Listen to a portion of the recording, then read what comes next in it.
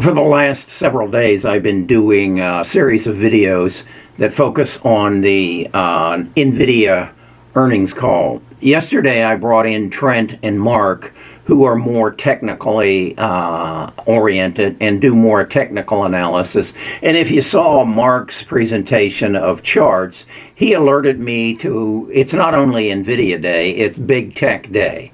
And what happens this evening is going to have some major effects on a number of stocks. As a result of that interchange, I decided that I needed to put stop loss orders on 12 of my stocks. It's right now about 10:14 Central Standard Time, and 3 of those stop loss orders have kicked in, and I'm totally out of those stocks. With that in mind, I am of the opinion that there may be blood in the streets this time tomorrow morning, and NVIDIA may drop substantially, or it may go up. But I think there's going to be some fear as a result of what is happening in this time frame right now. So with that in mind, I thought it's time for me to refresh my memory as to the last time I was in a position where I believed the world was about to undergo major change and how the markets might have reacted to it. So I want you to look at this chart here that I've created. And I want you to stop the video and take a screenshot of that chart and then print it on your computer, on your printer, and hang it on your bathroom wall. Now, what I want you to focus on is 2007 and look at the gains that Apple, Amazon, Microsoft, and Google had in 2007. Then look at 2008 and see that they all 4 showed substantial losses. Now look at 2009 and you'll see that they all showed substantial gains greater than their losses.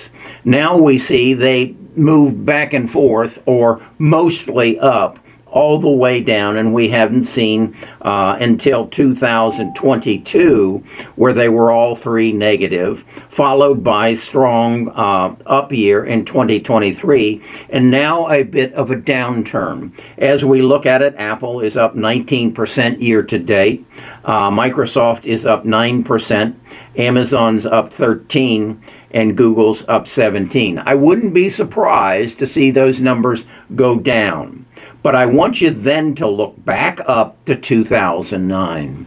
And when they go down, they come back very, very strong. Now, with that in mind, I want to ask you a question. What is the biggest change in your lifetime that is reflected by these 4 companies? It has to be the invention and the introduction of the internet, which turned into the introduction of social media, which e-commerce, and then online advertising, and these stocks rallied. Since that time, what has happened? Well, back in 2004, we were basically keeping our data on our computer. And then we went to the cloud.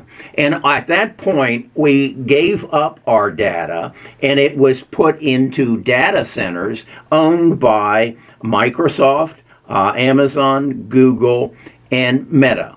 So they held the data, and the data was used on their behalf to enhance their product sales and their service sales. And for the most part, we were just left out of it, and they became billion and then trillion-dollar companies. Then back in, November of 2022, a young man by the name of Sam Altman introduced something called ChatGPT, and he labeled it as a large language platform.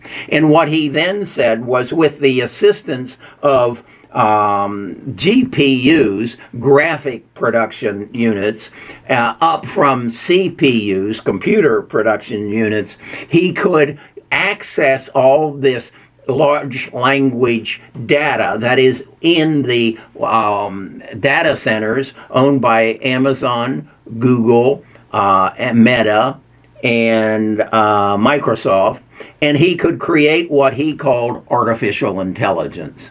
Now, in the last year and a half, Amazon, Google, Microsoft, and Meta have been buying up all the GPUs that Jensen can make. Now, Jensen has run into some headwinds. Number one is that I don't know that he ever said that he was not going to introduce the Blackwell, but we have been told that. And as a result, there has been some question as to what is going to happen or what did happen earlier or last evening. And so it's put something of a shade over the market. But even with that being considered, you must recognize this is a bigger change in our economy than the data revolution was, because it's going to be so much further reaching. It is going to penetrate not only business, but it's going to penetrate individuals. That we will have virtual assistants that will be able to access all this data in those data centers that Amazon, Google, Microsoft, and Meta have built, and then furnished with GPUs at an enormous cost, so that we could have a better life, so that we could become smarter through the use of accelerated compute. So, with that in mind, I'm okay that I got stopped out by the stop loss orders that I put in, because it will give me, I believe, in the next several weeks or months, an opportunity to buy in later. I am still, though, confident of what these stocks are going to be worth on January 1st, 2027. Before I go any further with this, I want you to look to the far right. And this chart I made as an analysis of what if you had created a Roth IRA back in 2004, and each year allocated $6,000 to these four stocks. What you would have today, as of today, you would have $4,018,700. That would be an average return of 31%. What I'm telling you is that can happen again, and it probably will. And it will involve at least three of these stocks, and maybe several more. If you recognize what is about to happen as a result of artificial intelligence, machine learning, big data, advanced compute, then quantum compute, you too can create a $4 million or more Roth IRA over the next 20 years. If you got 20 years, if you only got 10, I don't know. So be aware of this. Okay, let's move on. So what I do is I bring it down to 40 stocks, and I say, of these 40 stocks that are the key players in the hardware and the infrastructure and the semiconductor industries, these are the ones I want to own. And it's pretty simple. It's pretty simple. There's only one company that makes the machines that make semiconductors possible. There's only two companies right now who can make the semiconductors, the GPU semiconductors that are going to be a part of our world. And then there is a third company that has bought three of the ASML machines that make the wafers, that make the semiconductors, that is in the United States, so that we can be a player, the United States, and not have all this high technology made in Taiwan and South Korea. So it's pretty broke down. And then you've got NVIDIA, who is the maker of the GPUs, who's being challenged by Advanced Micro Devices, and we believe going to be challenged by Intel, but yet they're having some problems with heat, because these GPUs generate more heat, and that basically brings in Modine and Vertiv. And then there has, as they upgrade these chips even more, we have to change the composure of the silicon that they're made on. And so that brings in Navitas. And so this whole ecosystem that is going to revolutionize our world and make our world better is just went through a pothole.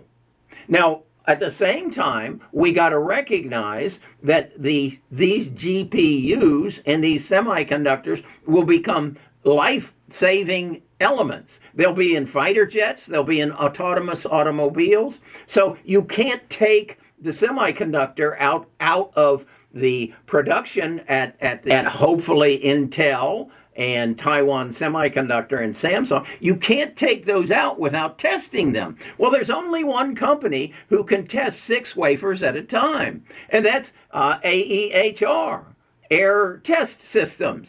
So if we know all this, why are we getting upset because the market is coming to a correction? Is it in the best interest of Wall Street, who has over the last 3 weeks been moving sideways as they limit or they reduce their holdings in these major growth stocks, and then they push the price down so they can get back in at a lower price? So when they do take off, like they did in 2009, they make more money.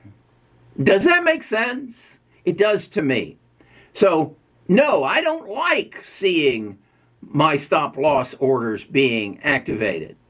But if in fact NVIDIA gives us a sour report and they drop even more, I become a buyer. Okay, this is not simple, but it's not rocket science either. I try to make this clear, and I try to share my knowledge with my tribe. I believe that I do a fantastic job on 40 stocks, but there are over 4,000. I'm in the position where I'm making connections so that I can buy a AI agent which will connect me to the data centers at one of the major players, whether it's Amazon or Microsoft or Google, so that I can do this kind of analysis on 4,000 stocks and then share it with you. That's what we do on our website. If you want to know more about it, go to Best of Us Investors. We have a 14-day free trial, and you'll be locked in, so when I get that AI agent, and I'm doing this kind of analysis on 4,000 stocks with the assistance of my agent, we're going to call her Samantha, you'll be in on it. You know, or if you've got over $1 million, go to a hedge fund and give them 2% of your assets under management and relinquish to them 20% of the gains.